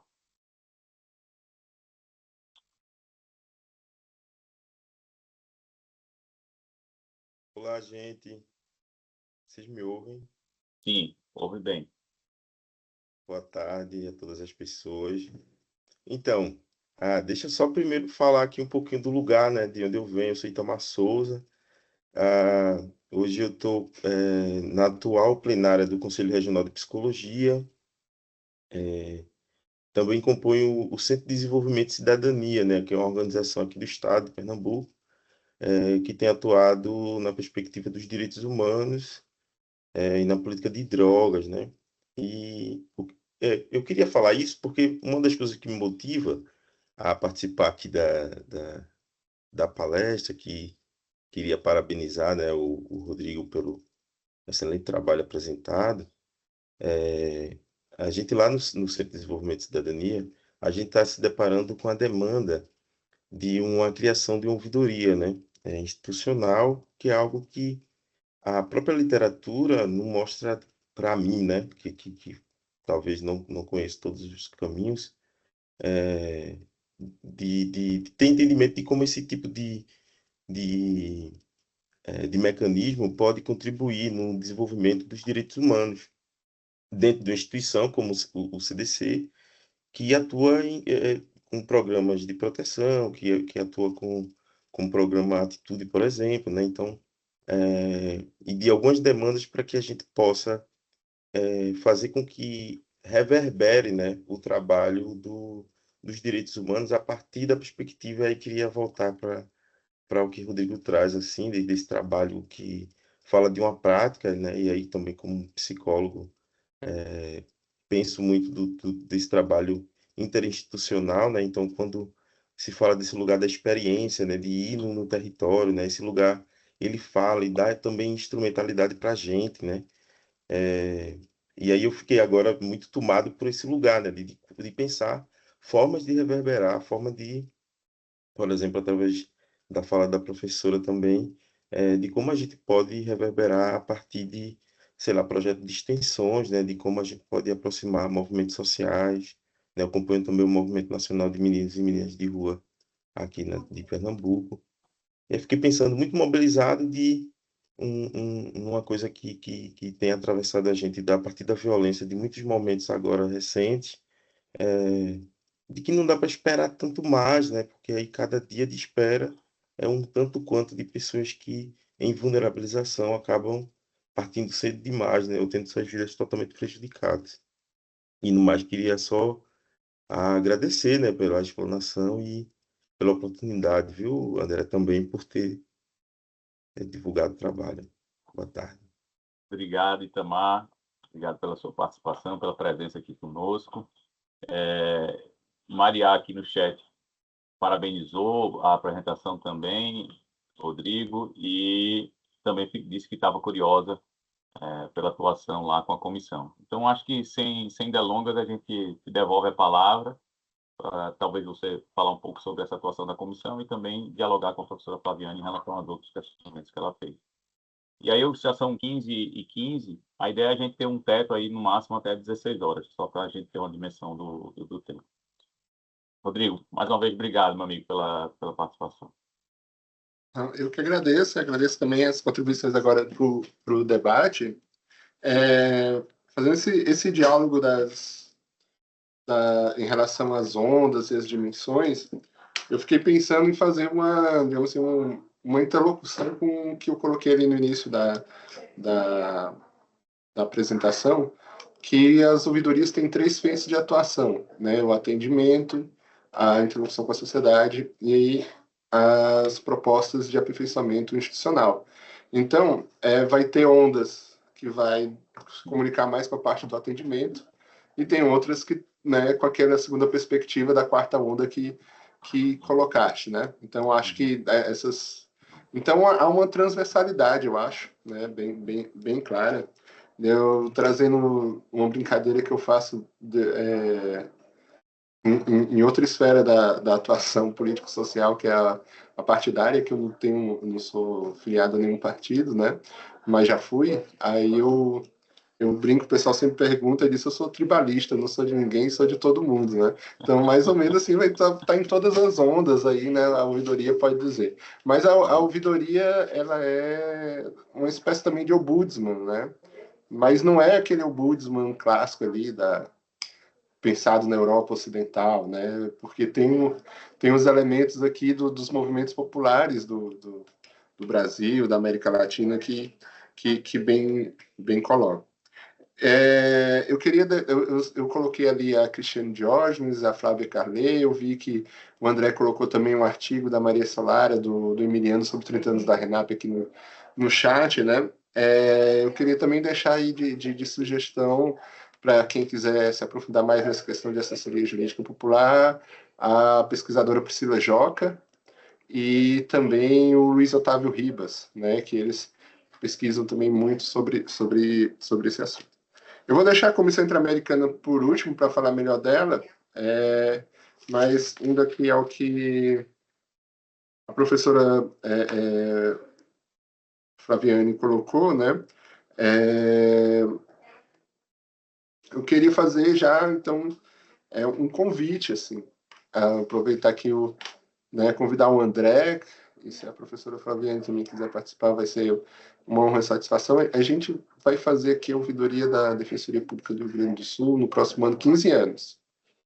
E aí eu estou pensando em fazer, né, ainda vou ver o IPDMS, ver outros espaços, uma publicação que tenha artigos dos ouvidores e ouvidoras anteriores, mas que também tenham de defensores e defensoras e também tenham de professores e pesquisadores sobre essa visão da ouvidoria, né? Então, já estejam convidados a participar dessa publicação próximo ano. Quando eu organizar melhor, eu mando o convite formal e tudo mais para essa participação. Dialogando com essa e concordando com essa perspectiva da pesquisação que a professora Flaviane falou, partilhar um pouquinho de uma atuação nossa aqui sobre indígenas e ditadura, né? E que tem a ver depois vai chegar na questão da Comissão Interamericana, que também é sobre isso. A minha pesquisa, assim que eu cheguei aqui, eu fiz uma especialização de civil e processo civil e terminei achando o tema do dano existencial coletivo. E aí quis escrever sobre dano existencial coletivo a comunidades tradicionais, a povos originários. Então, trouxe desde a minha experiência no Ceará, com o Fórum das Filhas da Zona Costeira, e também questões novas que eu estava vendo aqui, de quilombos urbanos em Porto Alegre e tudo mais, tratei mais ou menos disso. E entrei no mestrado nessa perspectiva, né, de aprofundar numa comunidade específica, né, do que eu falei do geral sobre dano existencial coletivo. E fui provocado na época pelo meu orientador para escrever sobre dano ao projeto de vida, que é assim que a Corte Interamericana, né, utiliza, e que depois, assim, até no meu debate acadêmico eu vi que não são conflitantes, dano existencial, dano ao projeto de vida. Na verdade, a perspectiva temporal é que faz a diferença entre os dois, né? Mas assim, a Corte usa o dano ao projeto de vida. E aí fui falar sobre o dano ao projeto de vida coletivo que os Krenak sofreram durante a ditadura. E ao ler sobre questão de indígenas e ditadura, eu verifiquei, né, que termina lendo sobre tudo, que também, se havia uma ação judicial em relação aos Krenak, se havia uma ação judicial em relação aos Waimiri e Atuari, ali no Amazonas, por que não haver em relação aos Caigangue e os Guarani aqui no Rio Grande do Sul, né? Então, eu fiz a partir daí, terminando o mestrado, eu comecei a pesquisar, fiz pesquisa resgatei documentos aqui na Assembleia Legislativa do Rio Grande do Sul, que teve CPI, resgatei de 2 CPIs do Congresso Nacional também, e comecei a pesquisar várias matérias, que já tinham algumas pesquisas na área da história e na área da sociologia sobre os indígenas e ditadura aqui, mas não na perspectiva do direito. E aí a gente se articulou com organizações indígenas e indigenistas e fizemos a representação primeiro para o Ministério Público Federal, final de 2018, e depois para a Defensoria Pública da União, mas a Defensoria Pública da União esperou, já que o Ministério Público Federal já estava mais adiantado, e depois entrou como amicus curiae na ação. E aí todo o meu doutorado de 2019 a 2023 foi sobre os indígenas e o Rio Grande do Sul e a ditadura. E tudo que eu conseguia colocava no MPF. E para não... no inquérito do MPF. E para não ter que, segundo o Comitê de Ética, eu tinha que pedir permissão não só para os indígenas para entrevistar, mas para a FUNAI também, o que eu achei temerário, dado o governo passado e ter um coronel do Exército na FUNAI, de demorar muito assim, a resposta, digamos assim, eu usei fontes, né, outras. Então, a gente fez entrevista por meio de blogs e páginas do movimento, a indigenistas da época e a indígenas. Nós sugerimos a quem a gente queria ouvir para o MPF. O MPF ouviu, então peguei dessas fontes indiretamente para o trabalho da tese, né? E, finalmente, em março de 2024, o Ministério Federal entrou com essa ação, né? Então, foi uma pesquisação misturada com assessoria jurídica popular, né? E depois vai ter uma participação da ouvidoria que eu conto mais ali. E aí, lembrando de Paulo Freire, assim, todos os documentos que vão tratar dos indígenas do Rio Grande do Sul e ditadura só dão destaque aos Caigangue. E eu fiquei curioso por que os Guarani não estavam aparecendo, né? E uma perspectiva do CIMI, do Conselho Indigenista Missionário, era porque eles não procuravam esse embate, então eles ficavam, né, nessa ideia de que nessa concepção deles, que esse território, Brasil, Argentina, Paraguai, Bolívia, é deles, né, e uma parte do território eles circulam, então eles não buscavam embate, então não incomodavam o regime, não tem tanto relato, ou eles estavam dentro da terra dos Caigangue, né, invisibilizados pela questão do Caigangue que estavam albergando. E a gente procurou, então, os próprios Guaranis, a Comissão Guarani Virupá, para eles trazerem essa visão. E eles se organizaram, fizeram escutas coletivas nas aldeias dos mais velhos e trouxeram esse material para dentro do inquérito do Ministério Federal. E depois se colocaram como amicus curiae e também trouxeram material para dentro do processo judicial que ainda está acontecendo, né? Eu gostaria também de fazer a sugestão, já que aqui, como eu destaquei, assim, o único dos centros de formações de educação quilombola do projeto do MEC que tem defensoria pública aqui no Rio Grande do Sul. Então fica a provocação daí de vocês conversarem com a DPU e conversarem com a DPE de Pernambuco, de repente ter essa perspectiva, porque tanto é interessante, assim, eu vejo, né, uma perspectiva da DPU e da DPE atuando numa perspectiva da educação em direitos, né, como também percebendo que a educação quilombola não está sendo como deveria ser, né, a construção político-pedagógica a partir da comunidade, os materiais didáticos, etc., isso pode render uma atuação extrajudicial ou até uma atuação judicial. Então, acho que tem tudo a ver DPU e DPE participando desse projeto do MEC, junto às universidades federais e institutos federais. Então, fica uma proposta em relação a isso, né? Sobre de como vêm os casos, como a gente começa a acompanhar esses casos, vem de uma forma geral. Primeiro, assim, a gente é eleito pela sociedade civil, então a gente já se articula com diversos movimentos e organizações de direitos. Então, naturalmente, quando a gente se elege, essas organizações e movimentos, quando surgem as demandas, né, e procuram a gente para ver se é da competência ou não da defensoria, como a defensoria pode atuar, né, isso naturalmente vai acontecendo. Também a gente tem na minha perspectiva, um histórico junto à advocacia popular que atua em várias frentes, em vários temas, várias áreas. Então, naturalmente, a partir da RENAP, surge também diversos temas e outros. E tem uma outra questão que a gente também procura nessa proatividade, né? Então, eu vou nas reuniões da Comissão de Cidadania e Direitos Humanos, da Assembleia, participo das audiências públicas, que são temáticas sociais e de direitos humanos, assim, em geral, da Assembleia, da Câmara dos Vereadores.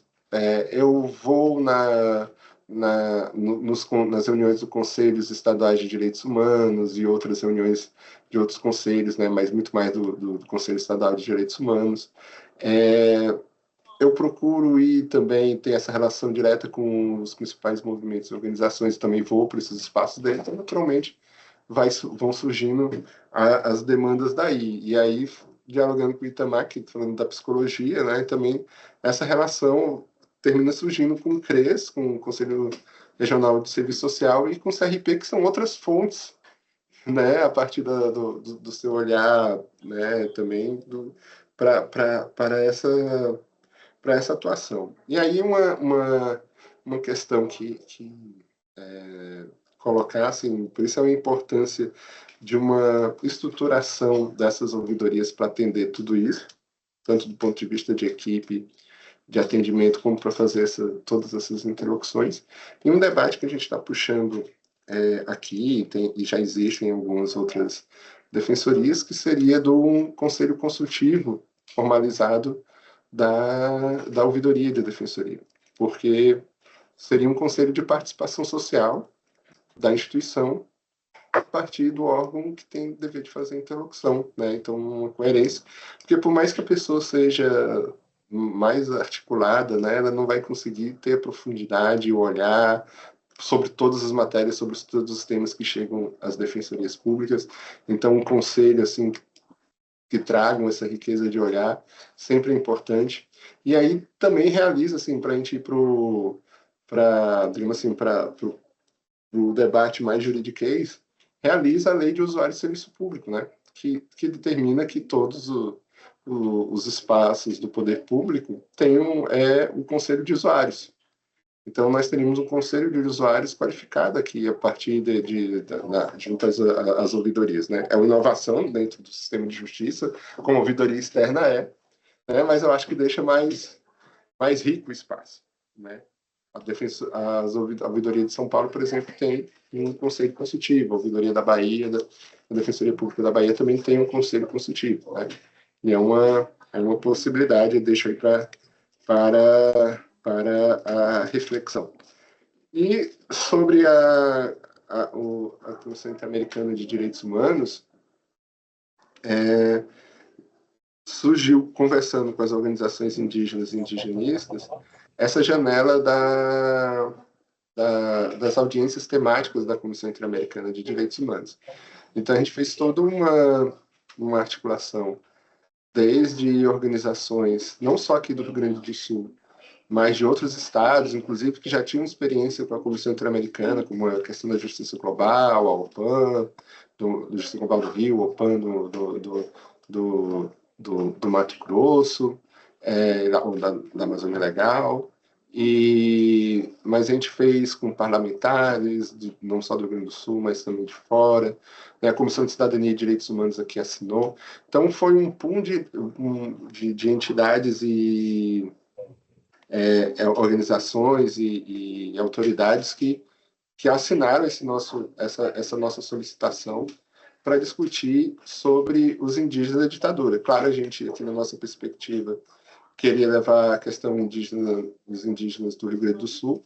A gente chegou a iniciar um diálogo aqui com a Defensoria Pública Estadual da possibilidade dela ouvir as comunidades em espécies de audiências públicas, porque A gente sabe da dificuldade, por exemplo, da Defensoria Pública da União daqui para ir para o interior, então a Defensoria Pública Estadual, com essa capilaridade, poderia fazer esse trabalho. Não deu tempo, não andou nesse sentido, mas o esforço da Comissão Interamericana andou.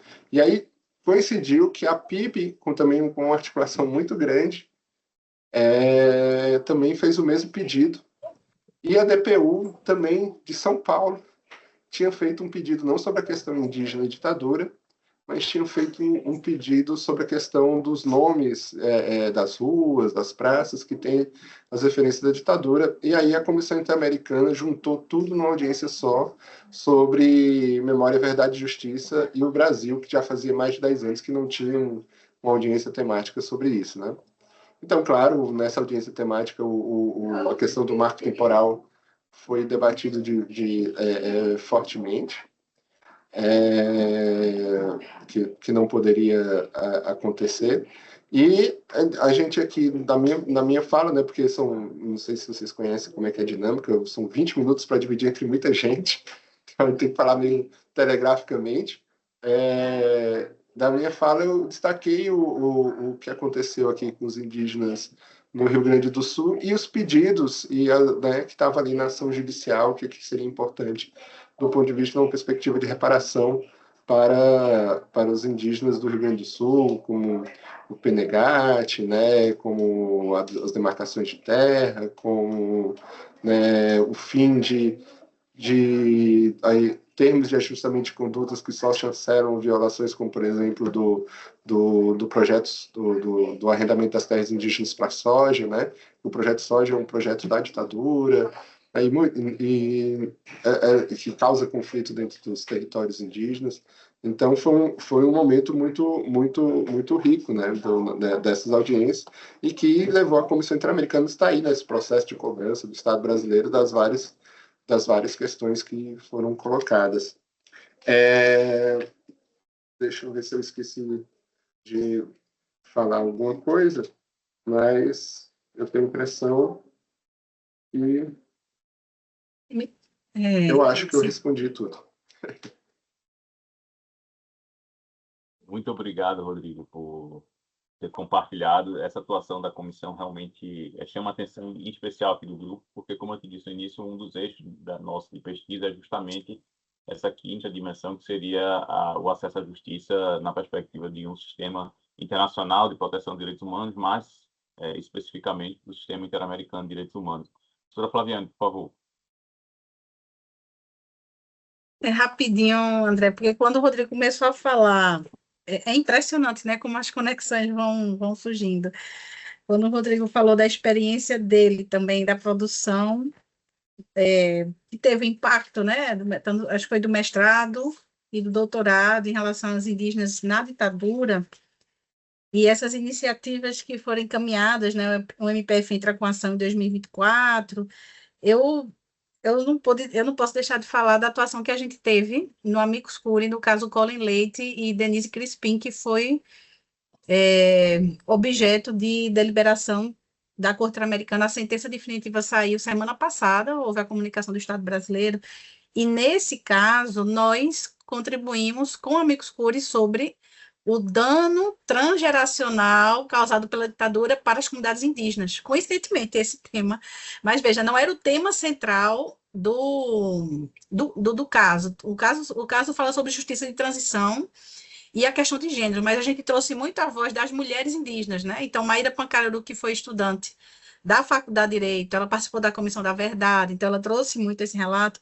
E como a gente estava numa parceria com o Instituto Facts and Norms, né, que é do professor Henrique Napoleão, que trabalhou com Cansado Trindade, e a gente teve uma reunião com o CEGIL, né, nessa articulação, e eu disse, olha, a expertise maior que a gente tem é a matéria indígena, porque a gente está há muito tempo acompanhando esses debates, e eles queriam uma construção de uma tese jurídica que falasse sobre o dano transgeracional do exílio, porque teve essa dimensão, né, de muitas pessoas que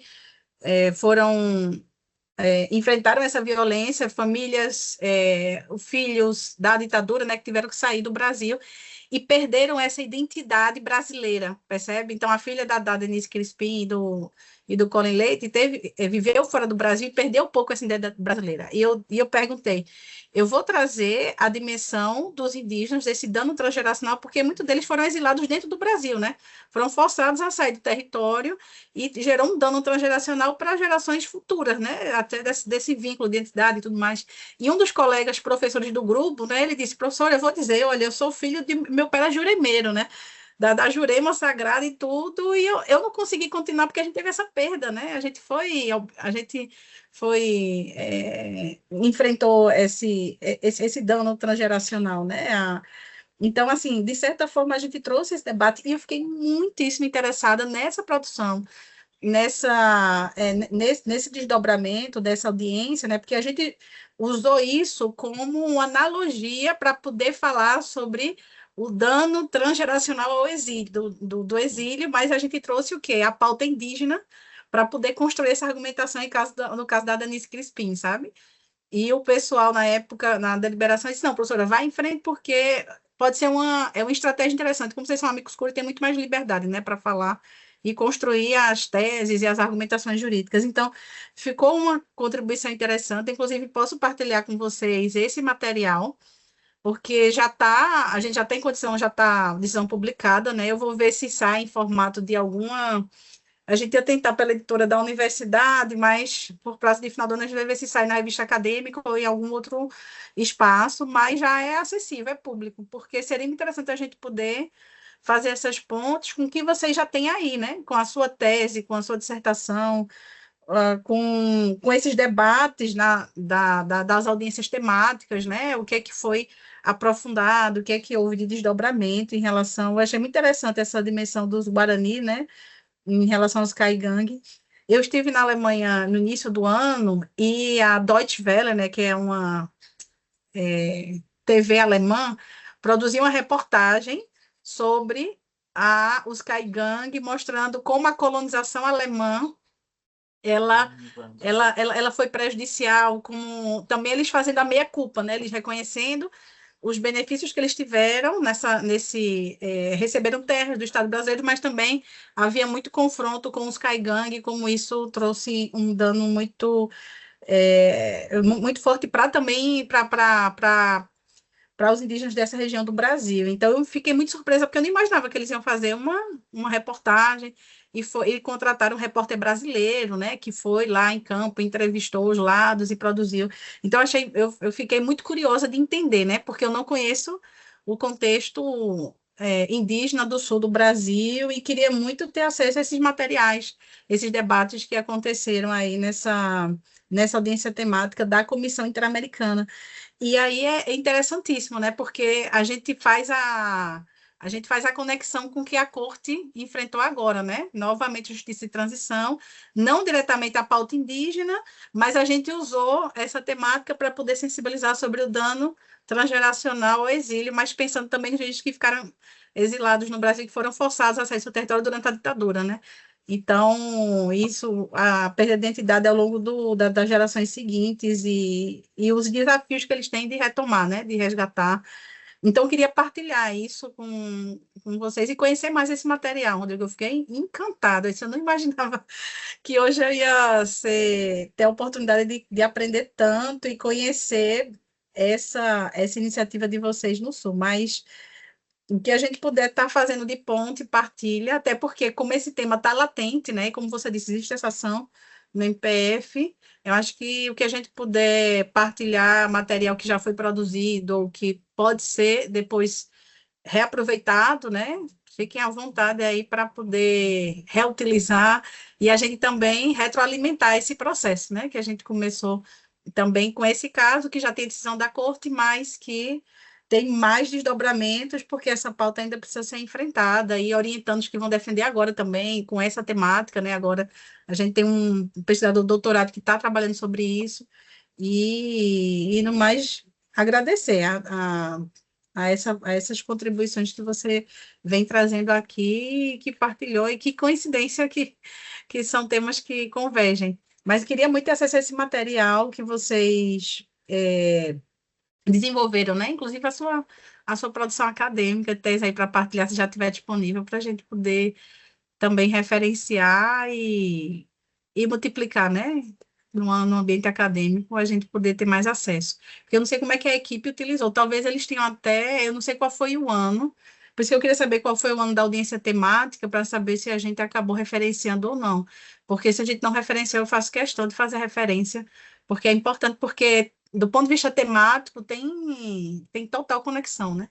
Em relação a essa atividade. A gente produziu esse material em 2023 e a gente submeteu ele no início ali do meio do ano de 2024, né? E a decisão veio agora em 2025, só para poder situar temporalmente o período de produção que a gente teve em relação a essa temática.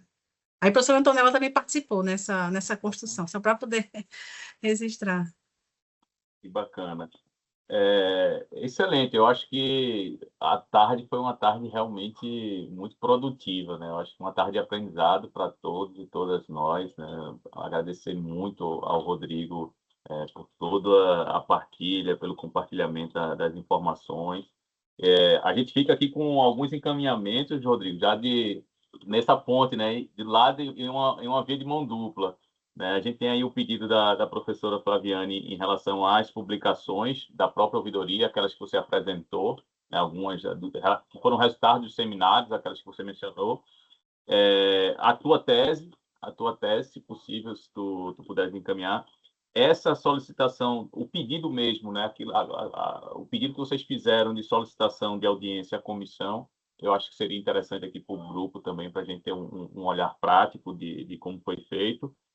E do nosso lado, aí a professora Flaviane também se dispôs a gente colocar também à disposição o trabalho que foi feito pela CID, né, pelo grupo de pesquisa dela, para a gente partilhar essas informações. E aí eu acho que a gente sai inclusive com possibilidades de conexões e de atuações práticas conjuntas aí. E sim, claro, com sua provocação, eu anotei aqui, de a gente pensar uma atuação da DPU na questão da educação quilombola. A gente tem um projeto aqui chamado Ser Quilombola, com as comunidades quilombolas, mas que não trabalha especificamente com o tema da educação quilombola e com esse projeto MEC. Eu fiquei muito interessado também.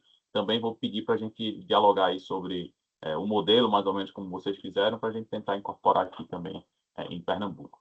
Viu? E aí eu acho que a gente já são 15 para as 4. Eu acho que a gente pode encaminhar aí para as suas considerações finais e aí a gente faz o encerramento. Deixar todo mundo avisado aí que assim que o Rodrigo terminar de falar, a gente faz uma foto aqui. Então, quem quiser ligar a câmera, assim que ele terminar de falar, a gente faz uma foto de registro aqui, final da nossa atividade. Rodrigo, mais uma vez, obrigado, meu amigo. Não, eu que agradeço mais uma vez. Eu acho que está vendo, a gente, como diria Nego Bicho, as confluências, né? Estamos aqui né, acontecendo. E colocar aqui que eu já coloquei no chat a página da ouvidoria da Defensoria. Aí no final da página da ouvidoria da Defensoria tem todas as publicações, essas que eu falei, mais todos os relatórios semestrais, né? Estão ali no final. Coloquei também um link da revista da DPU que tem esse artigo da assistência social da Roberta da DPU sobre a barragem Figueiredo, o artigo completo está lá, né? Coloquei agora o link da sessão, a sessão da comissão foi este ano, né? Se não foi no meio do ano, agora não estou lembrando se foi junho ou foi julho, acho que foi julho. Mas eu coloquei o link e dá para assistir a audiência, né? Completa, né? Ali, mas depois eu passo, né? Via o André, eu passo os demais documentos. Também coloquei o link para minha tese, né? Também está aqui no final. E aí eu só queria, a professora Fabiane também colocou sobre a questão da barragem, se era ouvidoria. Naquela época ali não existia ouvidoria nem da Defensoria Pública do Estado, nem da Defensoria Pública da União, né? Era enquanto Rede Nacional de Advogados e Advogadas Populares, mas eu queria mostrar naquele exemplo que a função da rede ali, da assessoria jurídica popular, funcionou como se fosse uma ouvidoria, né? Porque não fomos nós que judicializamos, nós articulamos a demanda para a DPU, né? Foi mais nesse sentido que eu queria trazer como exemplo. Então era isso, eu queria agradecer muito a oportunidade, né? E depois, se a gente puder trocar os contatos, o professor Flaviano pode pegar o meu contato, eu acho que eu vou deixar aqui no chat, para quem quiser também conversar comigo diretamente, como pode fazer algum pedido de alguma questão. E aí a gente vai trocando os materiais, né, e as informações que sejam que a gente possa se somar. Então era isso. Muito obrigado. Agradecer mais uma vez a presença de cada uma de vocês. Acho que a gente começou as atividades do grupo e encerrou o ano, né, com chave de ouro. Agradecer imensamente a participação do Rodrigo, a sua disponibilidade. A gente sabe como fim de ano é difícil, né, para a gente conciliar as agendas, mas eu agradeço imensamente também a professora Flaviane, que também se dispôs a estar conosco hoje à tarde, compartilhou diversas informações e estabeleceu aí um link importante para atividades futuras. Ao Itamar, que também contribuiu durante os nossos trabalhos. Desejar a todos um Feliz Natal, um ano novo de muitas realizações. A gente se encontra. Rodrigo, já está aceito o convite da publicação. Vamos estimular os estudantes a fazer uma publicação em coautoria aqui e a gente vai dialogando aí sobre essas atividades futuras. Tá bom, pessoal? Muito obrigado. Um abraço a todos e todas. A gente se vê aí no próximo ano.